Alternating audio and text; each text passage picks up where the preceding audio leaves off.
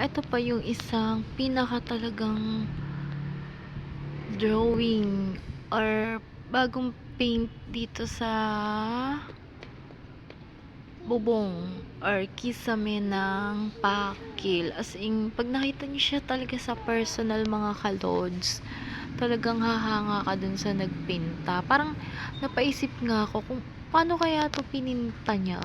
Siguro nakahiga nga talaga to. Kasi tingnan mo naman, sobrang hirap talaga ng pagpipinta dito. Kasi talagang tingnan nyo, mga kalods, talagang nakaka-amaze talaga yung nagpintura nito. Kasi kakapintura lang nito Alam ko, kakapintura lang nito. At talaga namang, ayan, ito, Nuestra Señora de los Dolores de Turumba. Yan, ito yung pinagdiriwang dito sa Pakil. Yan, sobrang nakaka-amaze talaga mga kalodi pagka kayo ay nakapunta dito. Tsaka syempre sasamahan na rin ng matindi-tinding pagdarasal para matupad ang inyong mga pangarap, ang mga panalangin. So pupunta muna tayo dito sa likod.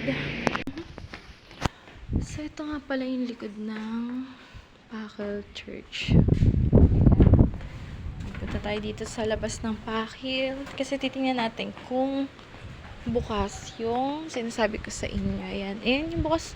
Ayan yung siguro mo doon may mga dyan.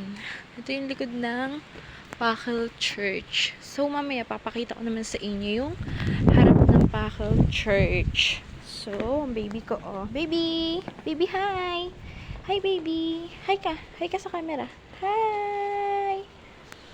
So, ayan ang aking anak na hek-heken. So, ayan, may pwede ditong mag-tirik ng kandila. And then, ito yung sinasabi ko sa inyong likod. Kaso nga lang, bihira ko lang talaga kasi ito nakitang bukas, nakalock.